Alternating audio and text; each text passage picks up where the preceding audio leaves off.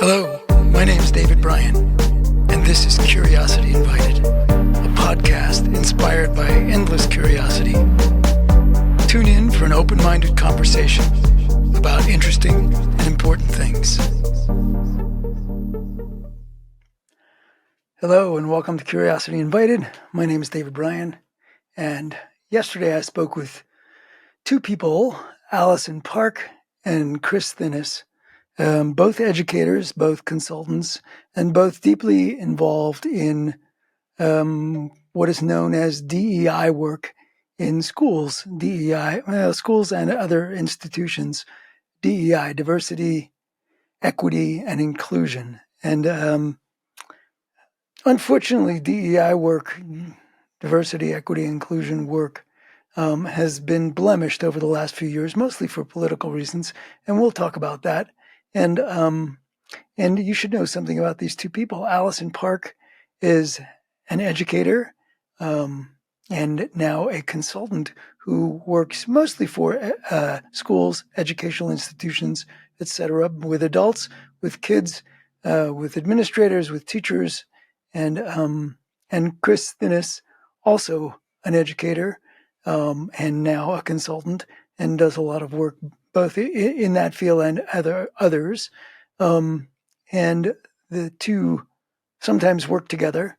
And after today's conversation, I certainly can understand why. Really was an extraordinary conversation. I should say Alison has a degree from Yale and two master's degrees in education from Harvard. And Chris has a doctorate in education. I don't actually know where, but I'll put all of that in the notes for the show. We spoke about a lot of things, and I think it's actually part one of this because there's so much to speak about. But just to clarify for people who think that DEI work is just about race and identity groups and like that, DEI is actually the root source of a healthy educational environment.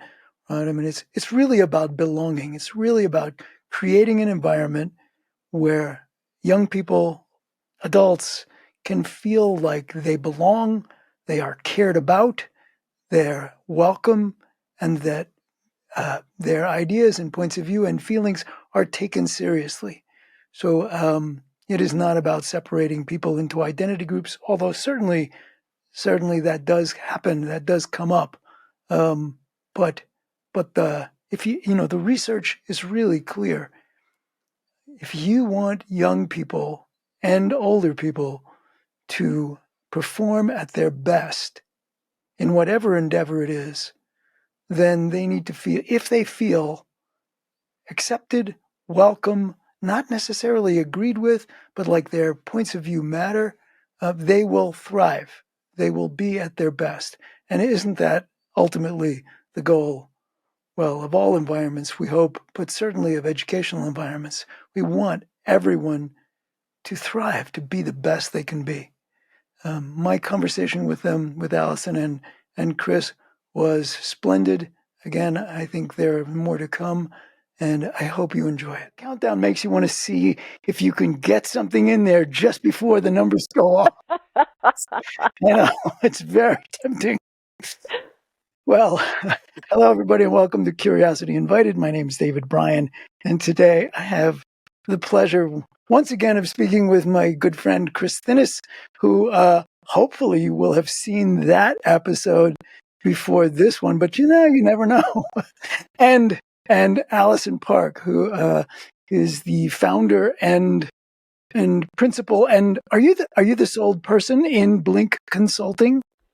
I am, no, actually. I am the principal, and I get to work with Chris, and we have a data analyst doing all the number stuff for us in our audits. Yeah. Blink Consult. Where did Blink come from?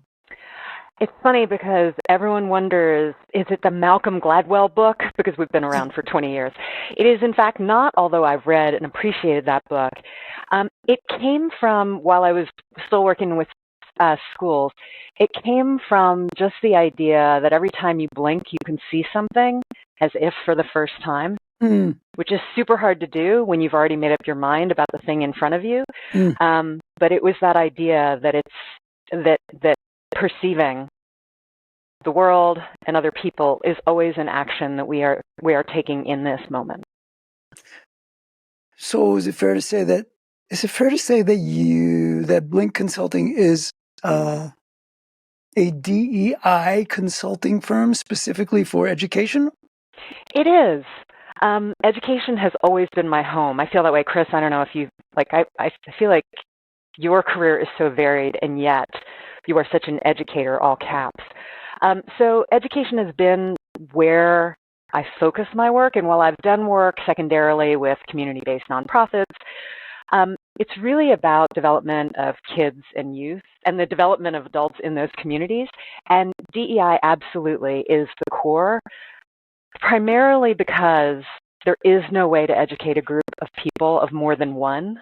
And by the way, even the interaction of a teacher and a student means that there is probably meaningful, impactful diversity just in that context.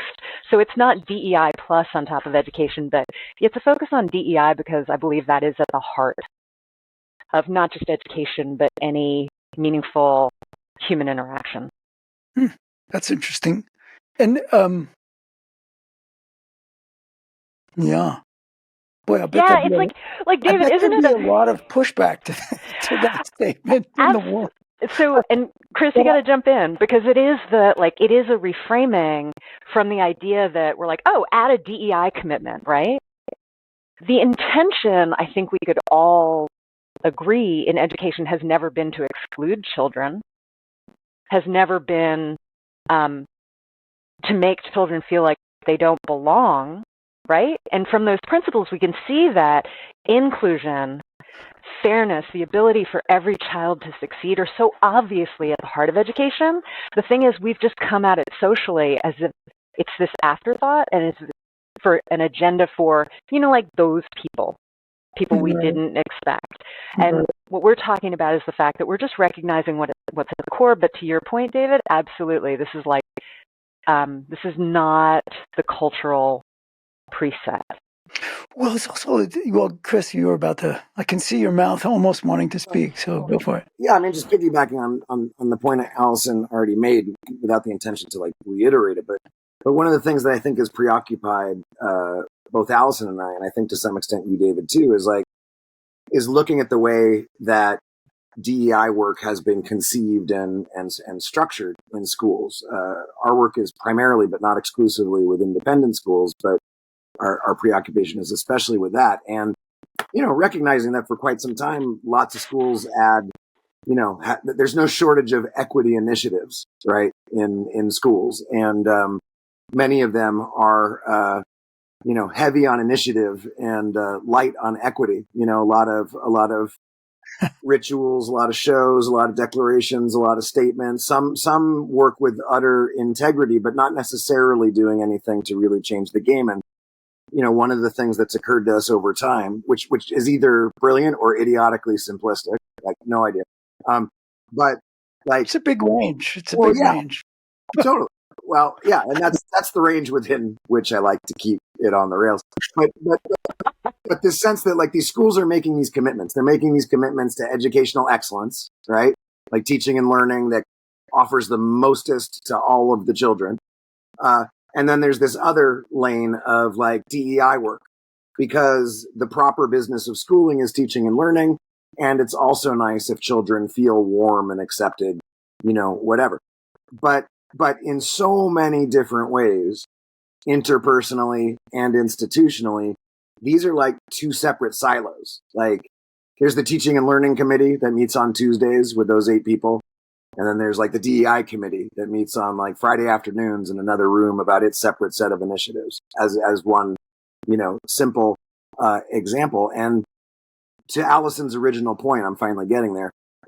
Our sense is that cultivating an intentional sense of belonging as best one can is actually fundamental to the teaching and learning part. It's not additive. It's not environmental. It's not to connote a context in which teaching and learning might be wonderful. It's to say that teaching and learning itself is fundamentally rooted in that work. Well, sorry, but no, please, Joe. So this gets to why things are structured the way they are, because David, it's getting to work with people like Chris who help clarify so many things for me in this work that includes, so when Chris talks about that academic excellence pillar, what's really critical to understand is that is not a neutral agenda and that is not a universal agenda. It is an agenda that has created a norm, a default, an acceptance that Black kids will not do as well as Asian and white kids. It's a narrative that says boys will be boys, and they just don't learn as well as girls do. Academic excellence is not neutral and is more than willing to leave children out of education, Right. dislocate their well-being in order for institutions to be excellent. And so we're not saying that educators are bad people. We consider ourselves educators too. It's just that the reason DEI has had to be added in is because somehow we have structured the House of Education against a commitment to all learners feeling seen and being able to thrive. And by the way, educators too, we would say. So this is the truth is it's hard to reconcile DEI at the core because we've built it to be outside.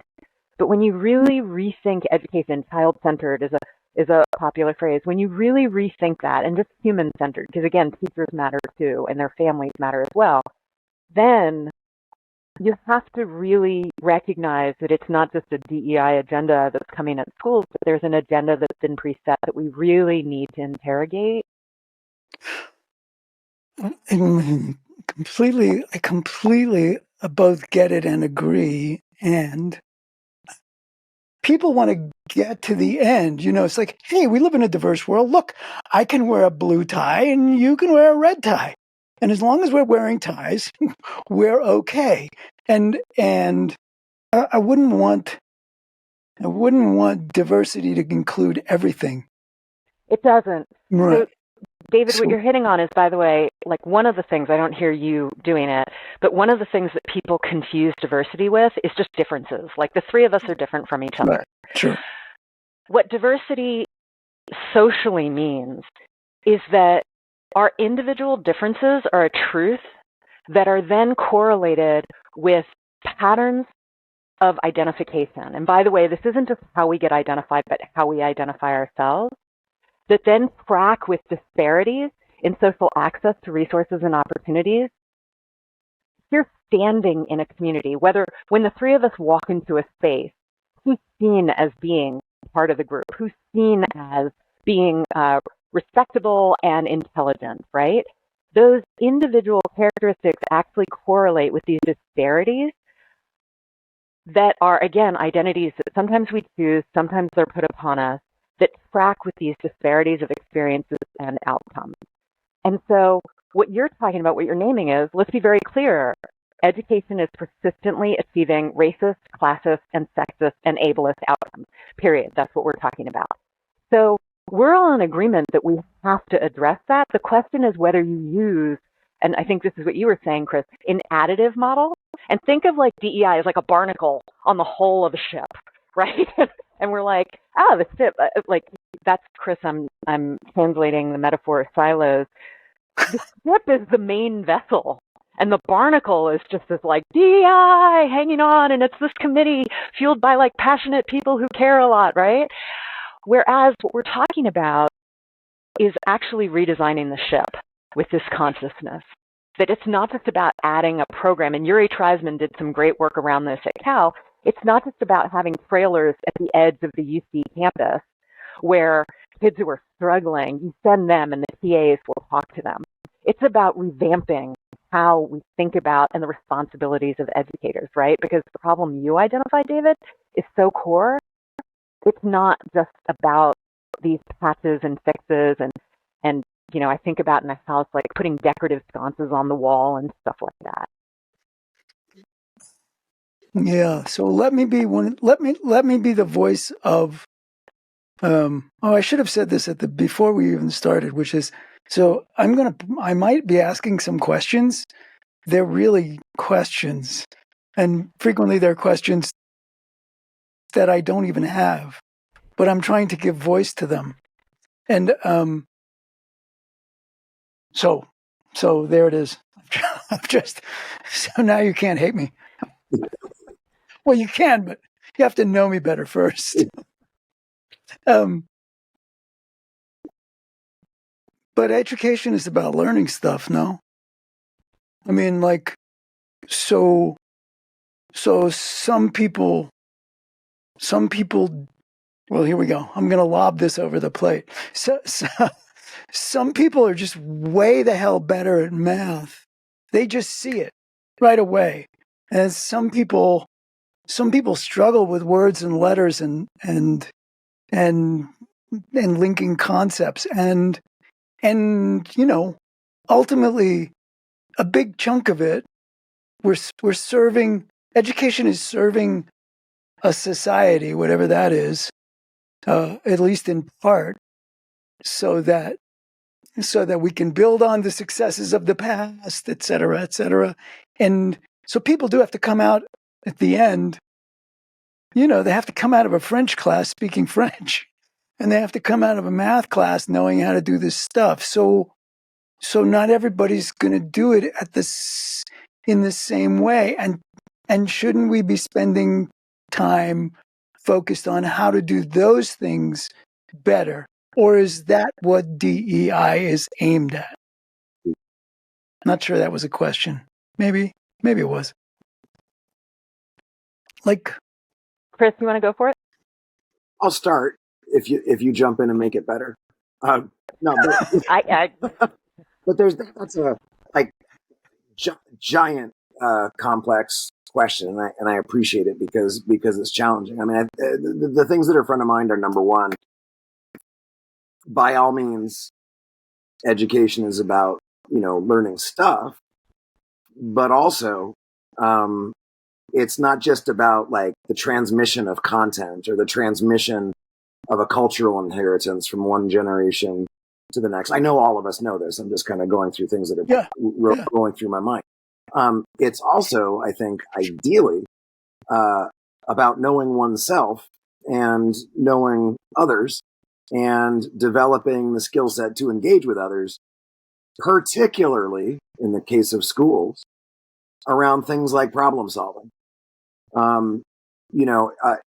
To Alison's point earlier about academic excellence itself being, in a way, an ideological construct, like a term we all use in the ordinary sense of its seeming meaning all the time, and everybody seems to understand what each other means. Like, that whole notion itself, as Alison already said, is constructed in its way and has always, not recently, not certain crises, like has always produced inequitable outcomes for certain subpopulations, typically, but not always, framed by ethno-racial identity. That's just a fact of American education, as we all know. And so, in a way, the term I prefer to use is one that's been in circulation more recently, called deeper learning. Like, rather than using the language and seeming to mean one thing, we're trying to tip into like maybe changing the language with others to maybe mean something else. And just as an example, Maida and Fine, I think about 10 years ago, in Search of Deeper Learning, framed the characteristics of what we might call educational excellence, but what they and we call deeper learning, as hinging on mastery, identity, and creativity, right? So mastery is, there's going to be a very complex skill set involved in problem solving in the educational experience. And people are going to work together to come up with complex solutions to real world problems. And there will be methods of assessment to assess whether they have mastered skills, not necessarily content, though that's part of it, or whether they've mastered certain kinds of skills. Second, that the identity piece is that these things that children will be doing are meaningfully connected to themselves as individuals. They see value and meaning in the work that they're doing, and they see value and meaning because it's connected to a problem that they actually see or experience in the world, and not some abstraction of a problem about apples and oranges or a problem someone else somewhere else is allegedly trying, but that actually apply to their world. And then finally, creativity is rooting much, not all, but rooting much of that educational experience in collaborative problem solving, and kind of bringing it around like that is among the context for the reasons why we think DEI work and its hoped for outcome, which is a sense of belonging that each student experiences. It's hoped for, not chosen by us, but either perceived or not perceived by the person that we're working with or for. That knowing oneself, knowing others, and knowing how to navigate problem solving in a group context are just absolutely essential and foundational to the educational experience of great learning. So it's hard for us to take these concepts that traditionally have been siloed, right? Because we see them more and more and more as inextricably intertwined. And it's as though the whole discourse about it, whether it's the case that's made for DEI in schools, and more pressingly, the resistance that's framed and declared to DEI in schools, we just feel, as simple as it sounds, are framing the actual matters in binary terms with some kind of artifice. Like we can't actually see them as separate. Not just like the artifice I think you're talking about, Chris, is the fact of when education becomes anti-equity and inclusion, that there is a degree to which education is against that. Because I'm thinking, and so by the way, David, I appreciate that you're like emergent questions, because I'm like definitely emergent thoughts. And I love the complexity of this. But essentially, like, so what you two are making me think about is, number one, DEI is always about whatever it was you were already doing. It is actually not its own work. It is like, it is as long as it's going to take to make it integrated into what we do. But I'm going to work with a board this evening, and then, like I tell boards all the time, DEI is not this additional thing. It's about, what do you think your core responsibilities are?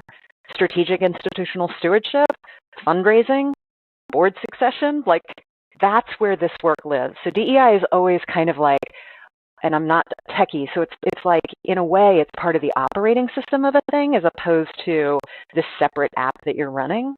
But currently it's a separate app that we're running. And the conversation, Chris, as you're talking about collaboration, et cetera, here's the really funny thing about the setup of academic excellence right now. Teachers and kids are all thinking about those students who hold us back.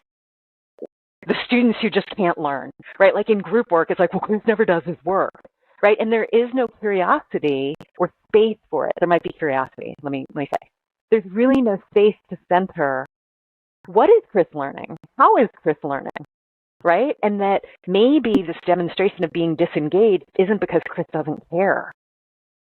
And maybe Chris isn't the problem, right? And Chris, that's where you're talking about, like, deeper learning asks this question about really focusing on this engagement.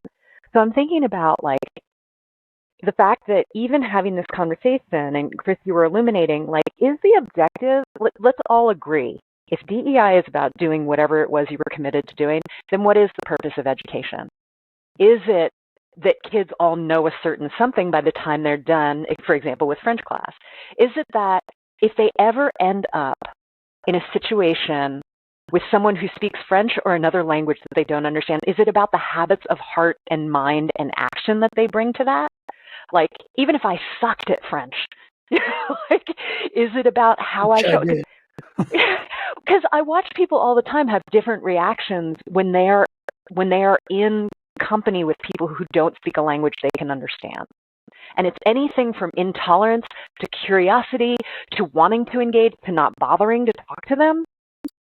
And so there's a question, what is the point of the exercise? Why is it, and this is what I'm curious about, why is it that we've set up and gotten to a point where we're blaming kids for, like, yucking the yum of other learners when like being good at something, because if that's the purpose of school, to support kids in whatever they're already demonstrating that they're good at, by the way, do we then give up on that as soon as the kid who's good at math until geometry? When they struggle at geometry, are we like, okay, you need to pick a lane where you're actually like good? And that, I think, the fundamental question around DEI is how do we be effective, which forces us to interrogate what are we trying to do in the first place? Well, so how do you do this work? You both do this work. So what do you think the goal of education is? And when you walk into either the board or the school district or the whatever, what is it that you start with? Do you start with the question of what are you all here for? What is it that we're all what is it that we're all trying to do? And what if they say no, we're actually here so that people learn French or whatever the hell it is, right? So that whoever can solve the problem of how to seed the clouds to create rain and get us out of this global warming mess, whether they work in a group or work individually, that's what we're here for. We're moving the world forward. Yeah, absolutely. So first of all, we always do start with mission and your understanding of what it is you're here to do. Because it's not just education writ large. As Chris was pointing out, there are a lot of like particular things that especially, but not only independent schools, public districts also say they're about Absolutely. a thing. They all say it. Here's my number one, yes, we are in this together. Okay, and I was actually talking to, this was a zoo that I was working with, an actual zoo. We were talking about why, when, by the way, there are critical, here's the thing, there's this pressure from most organizations, including but not just schools, about we don't have time for this because we're trying to act. Yes. So I asked them, like, what do you do? What is really important? And it's conservation, right? It's not even just running this zoo. It's about animal conservation, and part of that is essential to like running the zoo so that people have these experiences, right? And so here's the thing, if we're really, and it's like the planet, so if we're really invested in sustainability on this planet and the survival of species in a way that is mutually beneficial, we need the best minds. We need like everyone to have access to this facility. We need everyone to have access to the potential to be hired by this place. Because we're not talking about being against excellence. We're talking about when a perceived commitment to excellence, which is often about convenience, throttles your access and to people who could enrich and be the solutions that you're talking about, David. Like, I just love what you were saying, right? Because it's not about dumbing it down. It's not about, okay, we'll just include everyone so that we can be nice.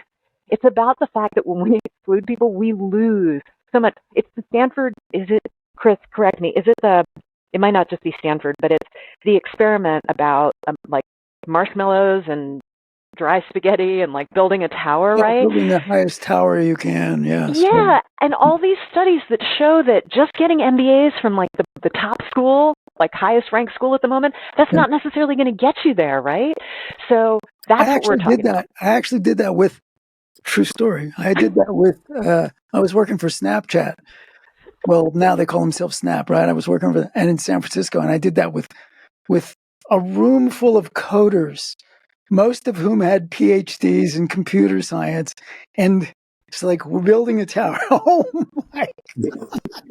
Yeah. It was wild. And what they built was quite amazing, but you couldn't predict. You couldn't predict from who the best coder was to who was the best tower builder. And so it's like you can't predict from the best French-speaking student whom the most effective translator on life and death issues when in a negotiation about terrorism or war or famine. You're not going to be able to predict that directly. Sorry, Chris, you were... No sorries. And knowing what I'm about to say, like I prefer your example because it's the high bar. Like it's all of these other reasons why what the educational mission is and why it's so important. But I also want to say, like, from a different perspective, and going back to David's original, like, hypothetical about you go into a place, what are you all about? And they say, we're about everybody getting a 95% or above on the French proficiency test. I can confidently say, and I'm not making an argument about the substance of DEI or education. I'm making an argument right now about, like, tactics to sort of mitigate this siloing between the two things. I can confidently say to that group even, well, wouldn't you know it, but based on all available research, that those students, a sense of belonging correlates with academic achievement, particularly, like, and most strenuously, for those who report a weak sense of belonging. Meaning, those students who report a weak sense of belonging perform disproportionately worse than students who report a moderate sense of belonging, than those who report a moderate sense of belonging perform as compared to those who experience a high sense of belonging, right? So if you want everyone to pass your 95% proficiency thing, one of the cheat codes is to do everything in your power to ensure that every child feels seen, feels safe, feels connected to people and to the organization, believes and is trying, if they can, to make contributions to that community because they feel a part of it. Those are the children who are going to perform best on the French proficiency test. So why don't we go about our agenda, you know? It would seem to me, because we live at a time, now I'm going to be me, but we live at a time when there's so much, you know it, you know better than me, there's so much pushback, dismissal, down talk about DEI, and we never actually defined the terms, but let's just assume for a moment that somebody knows what we're talking about. It would seem to me that is the place to start, right? Because most places, I would say, shoot from the hip. Most institutions, if you ask them what they're about, they'll tell you what they're about in pretty conventional terms. They're about being the best and making their kids the best they can be, and blah blah blah. And if indeed it turns out that the product of DEI work facilitates that, making kids helping kids become the best they can be at whatever their pathway is. It's like, what? Look, here it is. You got the golden ticket.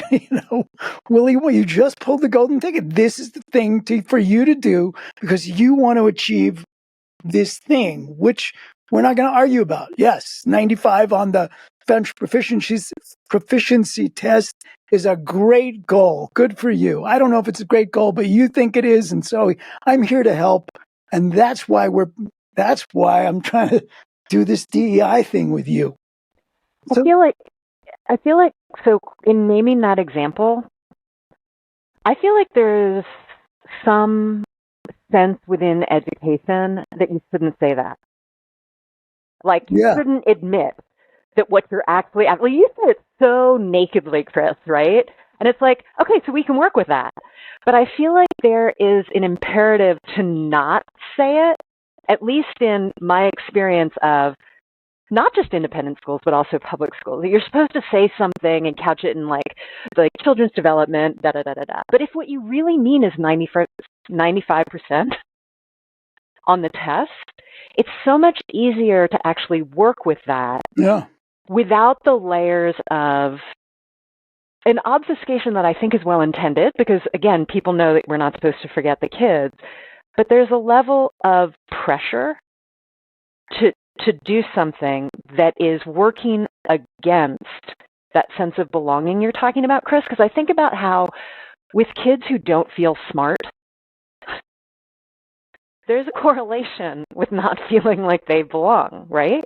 And the not feeling smart is because of the construct of what academic excellence requires of students in order for us to all get to say, this is academic excellence going on, in order for teachers to feel, right? So it's like that, like when you were speaking, Chris, I was like, so obvious. And David, you're like, it's so obvious. And I'm like, and it's so deep. Because it's not just being nice. That's what people, I think, stumble over, right? Like diversity isn't just differences, and equity isn't just treat everyone equally. In fact, that can be anti-equity. And inclusion isn't just being nice. It's about addressing the systemic, and culture and equity and inclusion go hand in hand. It's about addressing the systemic and cultural defaults that require us to campaign for them, right? Like we have to participate and carry them forward that help norm. I don't think you can walk into a school in this country and confidently say, there are no kids here who feel like they're the dumb ones. Oh. And I'm just wondering, like, can you imagine showing up for work and spending most of your time feeling like you're a loser, that you're one of the dumb ones, like you're not good enough? Like, I guarantee you that's true. That is true at every institution of learning. This is the Curiosity podcast. It's like, why haven't we created more space where the inevitability that we don't understand what's going on is like awesome. And I just want to go back to, because I'm talking about like the kid, if this student got to the point where she felt unworthy, and that's kind of where I was starting. This like feeling of not being smart enough that correlates with not feeling worthy for some kids. Like, because hopefully all kids feel confused at some point. I remember telling my students, if you don't feel like you hit it out of the park with this essay, that's why we're here. That's why I have a job, because we're doing this exercise and communicating together. So if you were just like already able to do it, I wouldn't waste the time on it. Like we would move on to the next thing. But this feeling of unworthiness, like I really just want to pause, because as a teacher, I was aware that some kids felt inadequate. And why is it? How is it that we're okay with this in education? That we're okay that kids feel not good enough in their time with us. And as you're speaking, you're both making me think of, the way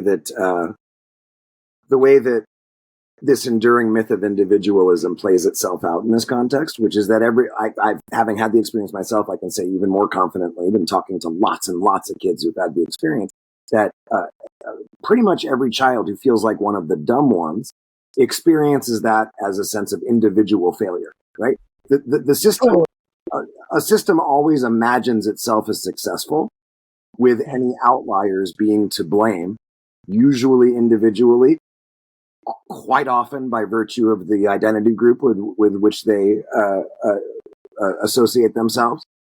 And the system doesn't imagine that it might have failed a child, or that it has an obligation to mitigate that sense of isolation and unbelonging, which is a term that Alison uses that I love, an experience of unbelonging in an institution. And so that's another reason for us feeling as though, like, until or unless we get down to those qualities and characteristics of an education that can mitigate us against a sense of a 7-year-old child having to be a failure in the world, and watching a 7-year-old child, which as I've seen over and over and over again, make decisions about the future possibilities of their educational experience or career or livelihood based on their experience of feeling like one of the dumb ones at 7, shutting down completely. Like these are actual traumas iterated every day. And I'm not trying to drag any educators. I'm trying to drag a system.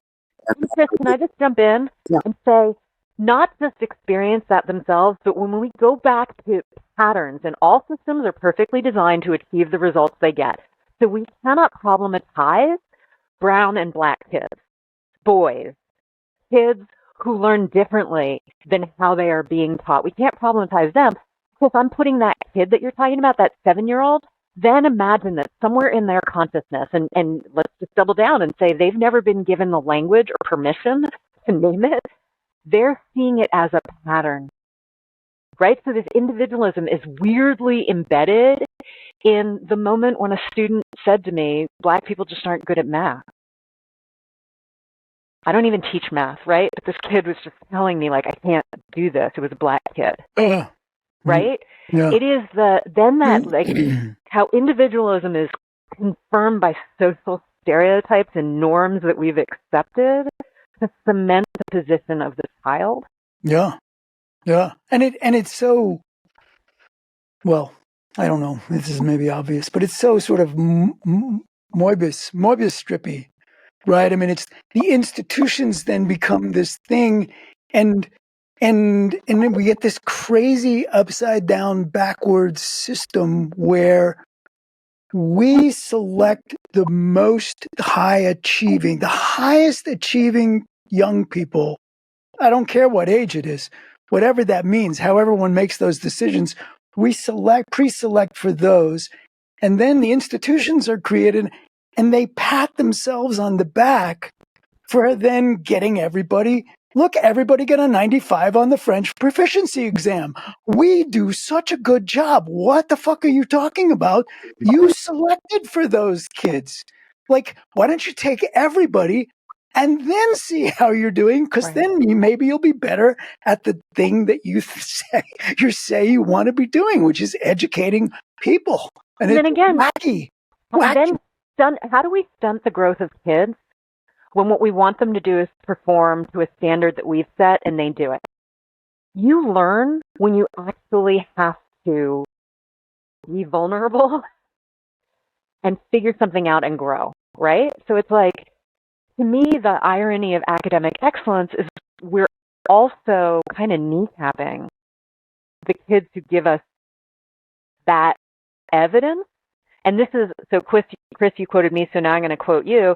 Chris just said one day so simply and clearly, belonging is not the same as privilege, right? Privilege is having advantages in a system that was designed for you, that expected you, right? It's as simple as the question, so if someone said to me, Alison, like, tell me about your husband, right? And first of all, just kind of designated my gender, put me in a heteronormative marriage, and then so privilege is something as simple as social exchanges that see me coming, that just expect me and ask me questions, pitch to me. Then systemically, it's about designing schools, well-intended people, like Chris said, not dragging educators. We are educators. Schools being designed for kids who respond best to that circumstance. So that's privilege in a situation. The thing is, those kids are experiencing privilege, not necessarily belonging. This is like the lesson of Toni Morrison in The Bluest Eye. The child, the blondest, bluest-eyed girl, still isn't good enough someday, right? Is getting privileged in a system that likes these qualities, but isn't loved.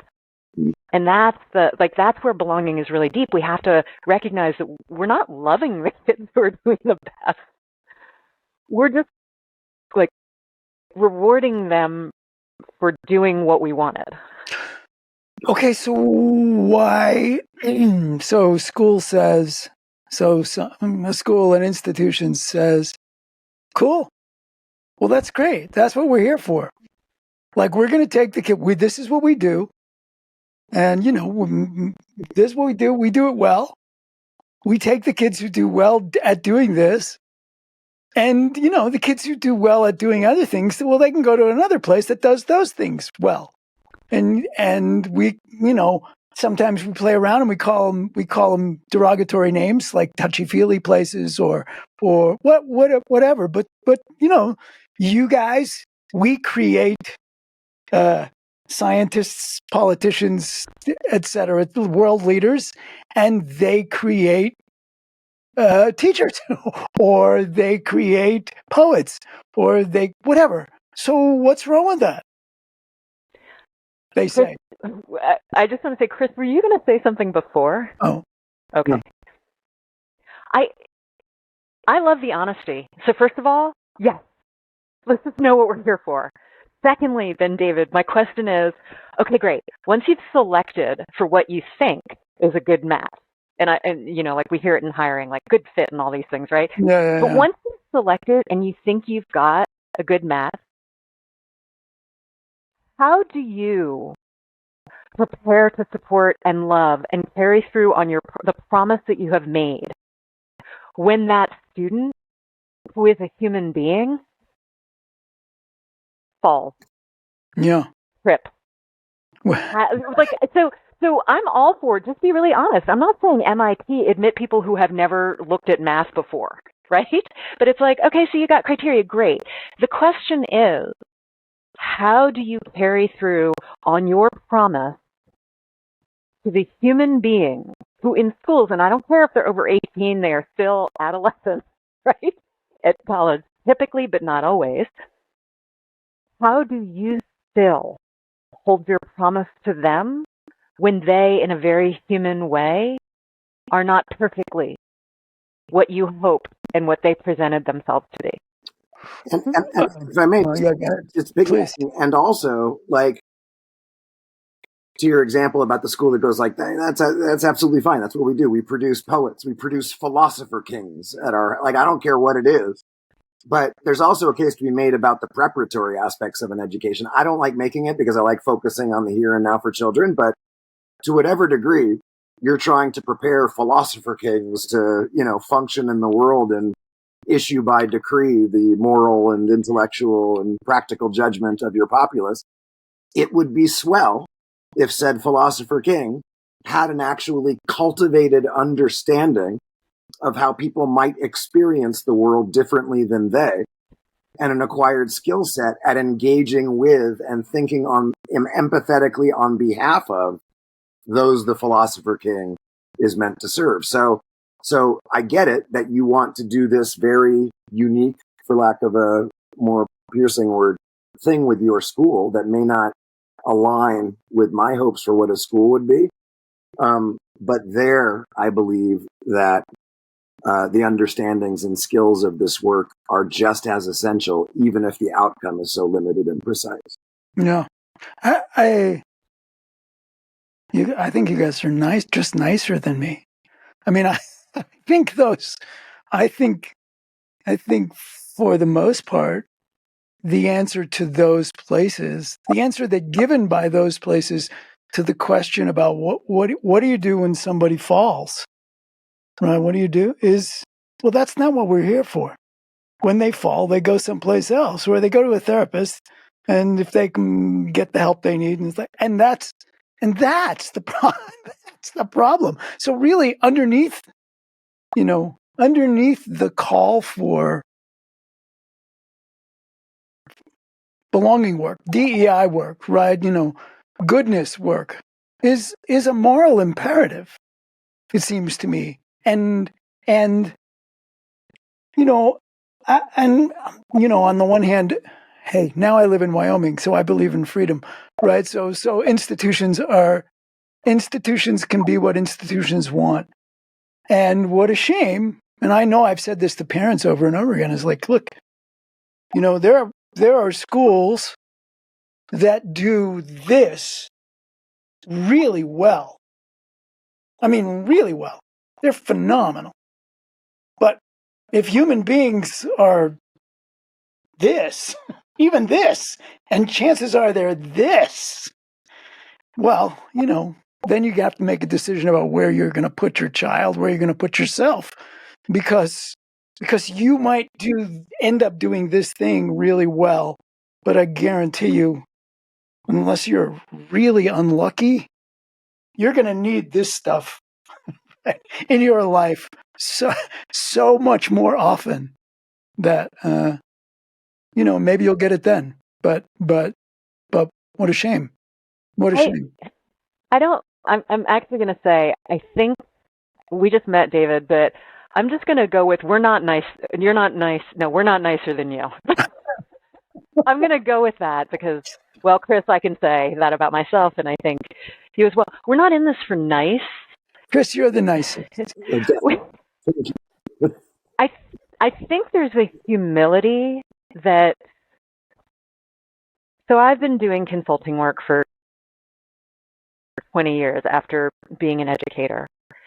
And to me, there's this humility about like the hugeness of what we're talking about systemic pressures on people who mean well and are undersupported structurally. That's the definition of a teacher. Undersupported to be a primary inspiration, guide, a comfort, cheerleader, coach to a bunch of kids. And even if you happen to work in an independent school and you quote unquote only have 18 kids per class, you multiply that by 4, we're still dealing with over 70 souls right? Yes. Well, and that's where the expression "it takes a village" comes from, right? But it's like the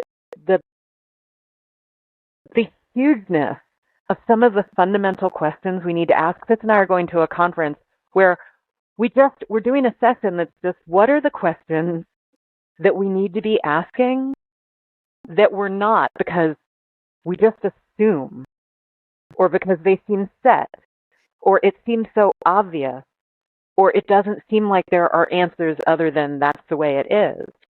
Like, so just even getting people to the basic, if what you're really here for is pre-selecting for success to a specific and prestigious set of colleges, like let's just really focus there. Because the other thing that Chris and I are interested in is, like,